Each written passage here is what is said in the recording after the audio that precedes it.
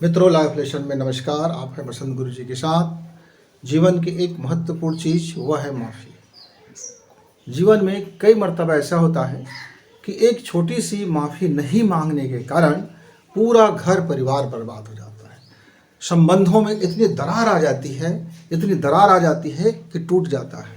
पति पत्नी के बीच में जो जीवन साथी है, जो कस्में वादे खाए थे, जो फेरे लिए थे, 7 वचन के बंधने बंधे थे, इतनी बड़ी तामझाम हुआ था, बैंड बाजे बजे थे, लाखों खर्च हुए थे, वह सिर्फ एक छोटी सी बात में वह पूरी की पूरी दरार होकर के ऐसा बिखर जाता है जैसे कि बिजली गिर जाता है। और यदि आप उनसे बात करें कि भाई मैं क्यों माफ़ी मांगूं, मेरा क्या गलती, मैं क्यों माफ़ी मांगूं, मेरी क्या गलती।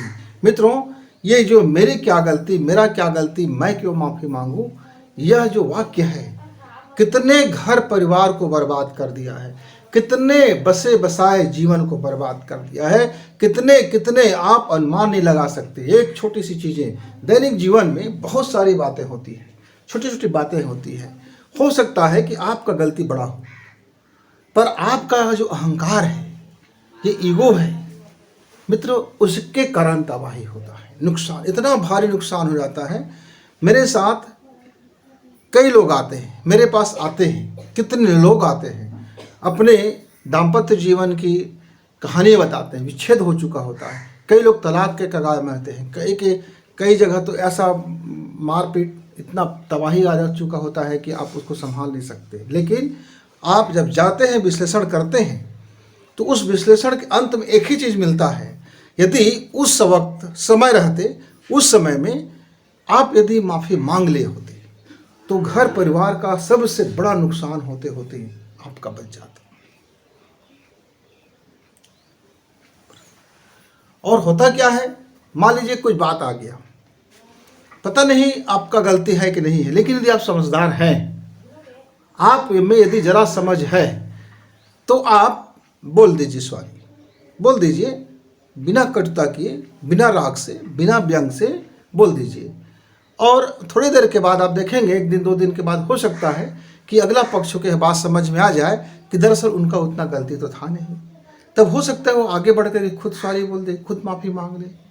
आपको लगता है कि अगला पर्सन को माफ़ी मांगना चाहिए था, मांगना चाहिए थी, उसने माफ़ी नहीं मांगा, उसे सॉरी नहीं बोला, उसने ये गलत किया, उसने वो गलत किया, ढेर सारी लिस्ट आ जाता है गलत करने का। लेकिन उसने क्या अच्छा किया आपके घर में, क्या अच्छा हुए संबंधों में, भाई भाई के बीच में, भाई बहन के बीच में, माता पिता के बीच में, संतानों के बीच में, पति पत्नी के बीच में, रिश्तेदारों के बीच में, दोस्तों के बीच में, बॉस के बीच में, जहां काम करते हैं सहकर्मियों के बीच में, ढेर सारे लोग होते हैं। सिर्फ एक छोटी बात होती है और वह छोटी बात इतनी बड़ी घाव बन जाता है, इतना नफरत पैदा कर देता है कि आदमी एक दूसरे का शकल भी देखना नहीं चाहता। जो कभी मर मिटने के लिए राजी था, जिसके एक इशारे पर मर मिटने के लिए राजी था, उसको पाने के लिए, उसकी चाहत में पूरे संसार को आग लगा देने के लिए राजी था, पूरे संसार को उनके कदमों में झुका देने के लिए राजी था। ये छोटी सी बात आता है और सॉरी नहीं बोलने के कारण उसके जीवन में आग लग जाता है, पूरा घर परिवार तहस नहस हो जाता है। और जब होश आता है, तब तो बाढ़ में सारा कुछ चौपट हो चुका होता है। पश्चाताप और ग्लानि के अलावा फिर कुछ बच नहीं जाता। मित्रों, यदि आपके जीवन में कभी ऐसा मौका मिले, ईश्वर ना करे, लेकिन कभी ना कभी ऐसा अवसर आता है, संबंधों में अवसर आता है, दोस्तियों में अवसर आते ही हैं। ये बात ही ऐसी सामाजिक बात है कि आता ही है, क्योंकि छोटी छोटी गलतियां, ढेर सारी बातें जो हमको दिखाई नहीं देता, हमसे होते रहते हैं।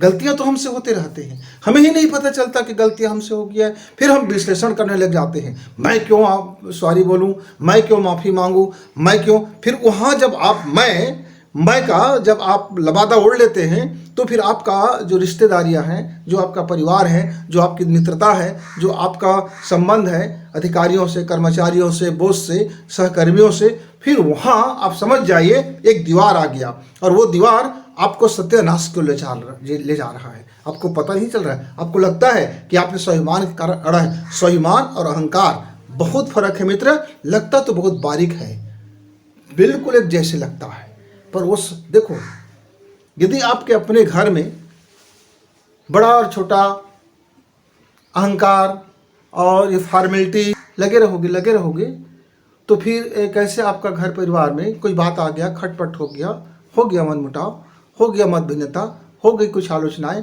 हो गया कुछ गलतियां, हो गया ना।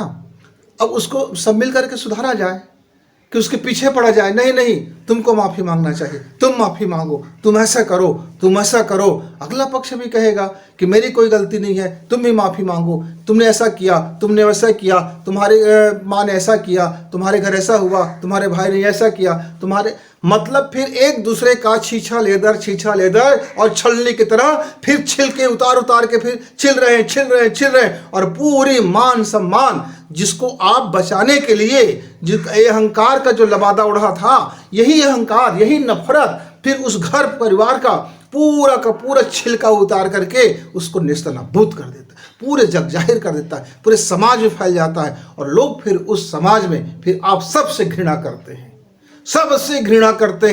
ऐसा मत समझिए कि आपने कहा कि ये बुराई है, इसमें ये गलती है, आपने उघाड़ने का काम किया, तो आप समझ जाइए कि जब आप किसी के कपड़ा उतारते हैं तो उसमें आप खुद नग्न होने जाते हैं, आपका खुद कपड़ा उतरते रहता है। आप क्या उतारेंगे अपने परिवारजनों का कपड़ा, आप क्या किसी का उतारेंगे? लेकिन आप क्रोध में आते हैं, अहंकार में आते हैं और एक शब्द रहता है, यदि आप प्रेम पूर्वक बात को बढ़ाने के बजाय बात को घटाने की कला सीखिए, बात को उलझाने के बजाय बात को सुलझाने की कला सीखिए, बात को तिनका से पहाड़ बनाने के बजाय पहाड़ को राय बनाना सीखें। ये राय बनाने का काम ये माफ़ीनामा होता है।